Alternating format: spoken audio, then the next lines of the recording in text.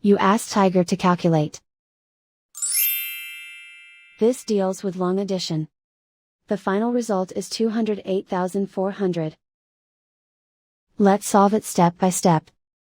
Rewrite the numbers from top to bottom, aligned by their place values. Add up the digits in each column, from right to left.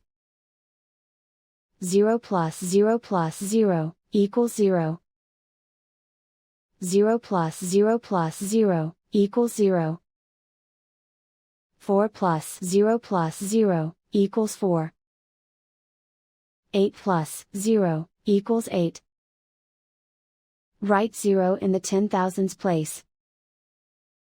Write 2 in the 100,000s place. And so the final result is 208,400.